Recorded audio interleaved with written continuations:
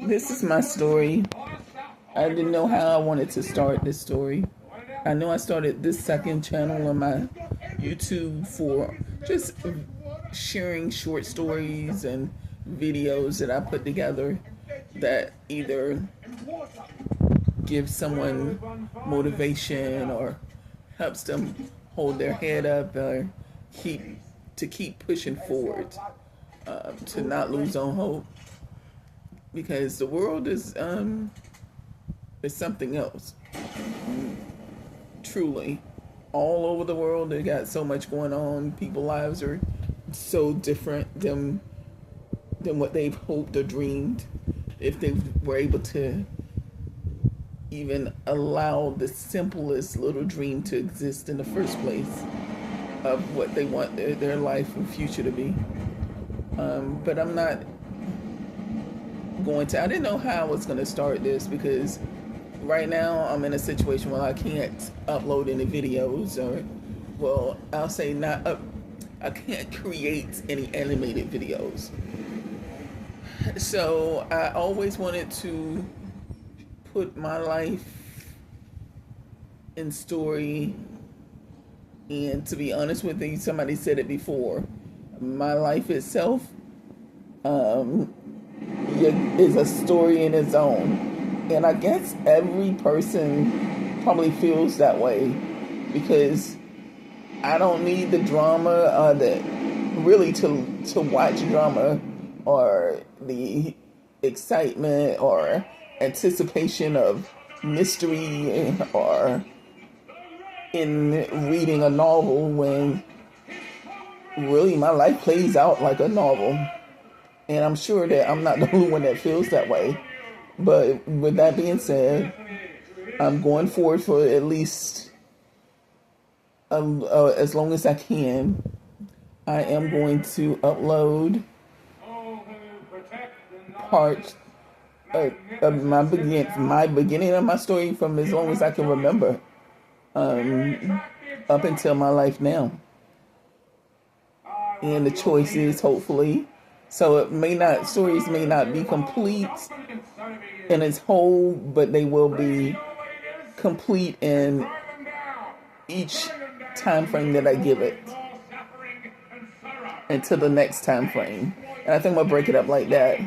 Just start off talking about the first memory I have, because that's as far as I go, as far as back I can go, up until maybe a little time frame. It's a lot of information, a lot of story.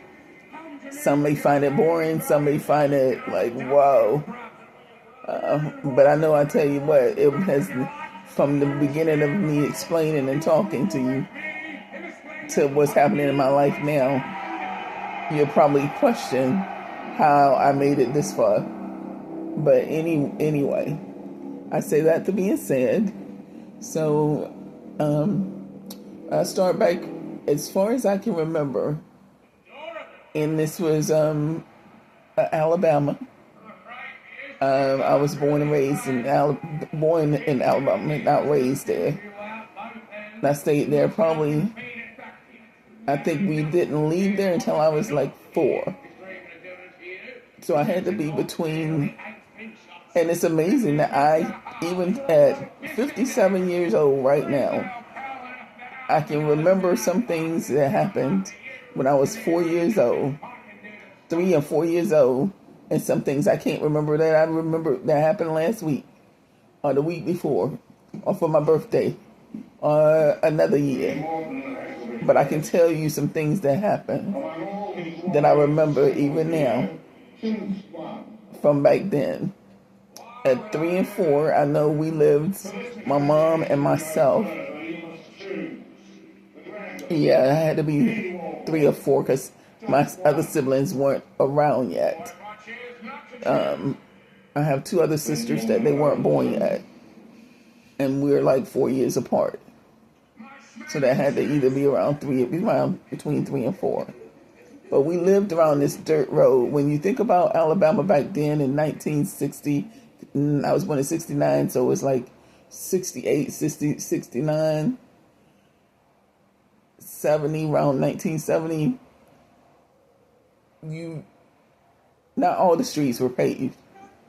And I remember there's been a dirt road down into looks like a cul-de-sac, but down a hill, and it looks, to be honest, if what I learned later on, like slave houses.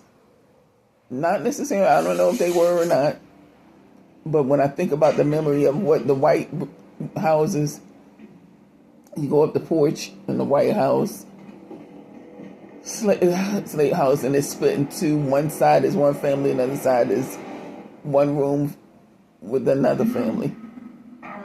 And I know we stayed on the left side, and I remember having to go outside to use the bathroom in our house.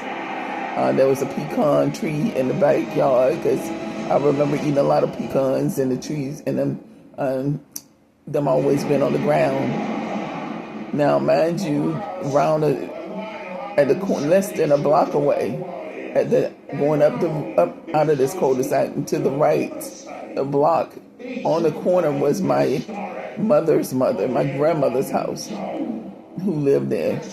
She lived in this big old house, her and her husband and her 3 kids, and of course not my mom, but her 3 kids from her last marriage. And that was the closest grandmother and I was closest to her and loved her dearly, her and her husband. So, but I'm just seeing that how close they were to us. And I remember always wanting, even at that young age, my mom, I'm not sure what was going on with her, but she wasn't very nice to me all the time. And it could be, some people unfortunately can't separate their feelings for their partner and the child that they gave birth to with that partner. And they unfortunately take out their anger on that child because of whatever reason. When they look at them, they see the partner. But I tell you, she always, I learned how to say my prayers before bed every night. If I missed one word, I kid you not, one word, I got not a spanking, a beating. A beating. I remember that very vividly. One word. And I remember it so vividly because when you walk up the stairs to go into the house, like I said, we had the left side of the house, and we had the screen fence, of course, screen door. You go inside, and it's a little living room. Not even, if you want to call it, it's one chair and a fireplace. That was all that was in that living room, and then the rest of the room in the back room was a bed and a kitchen.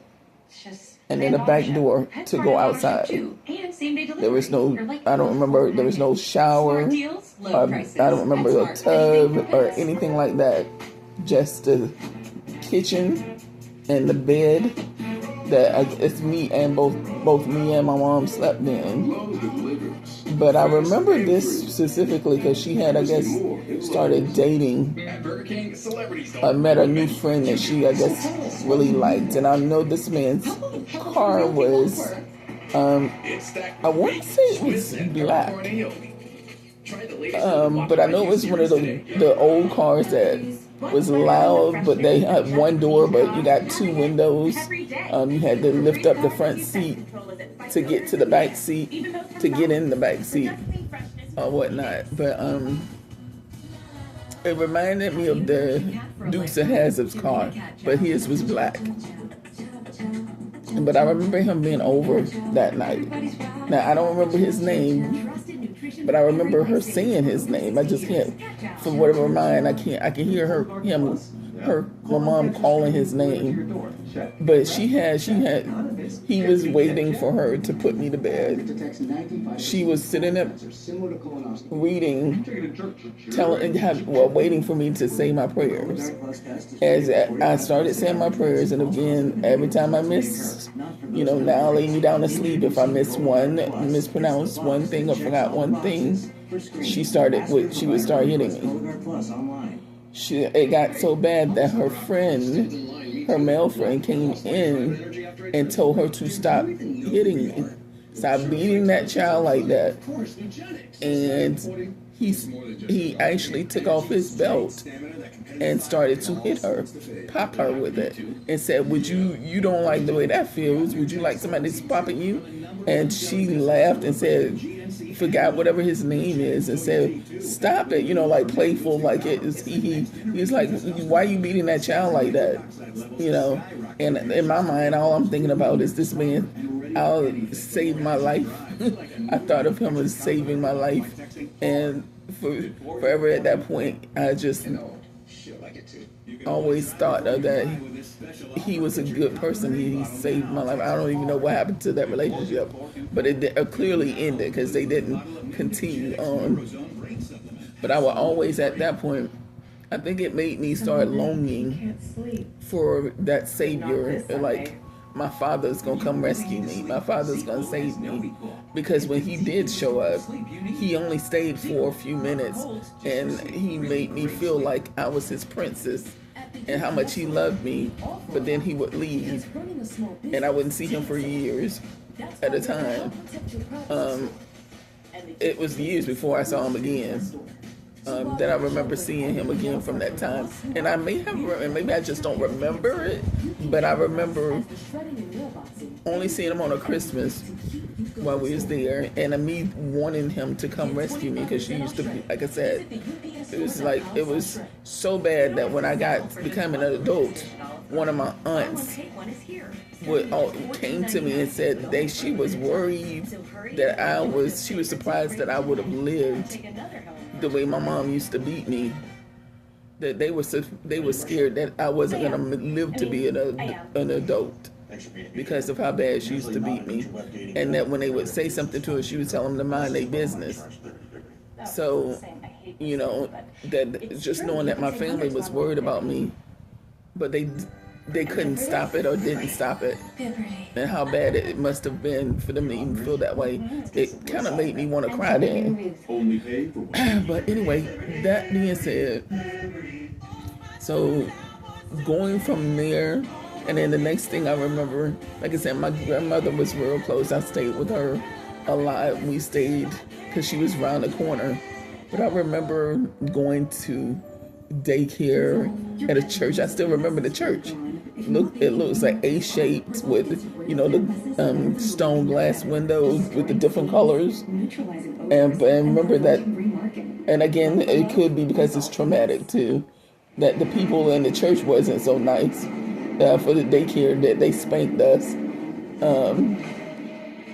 And sometimes for no good reasons. I don't think that it's probably why I remember him, because I remember having to, because my mom had to go to work early, so now there was no babysitters or not like that, so I would be left on the front porch until the daycare would come pick me up, and I would come off the porch and then get in the van to go.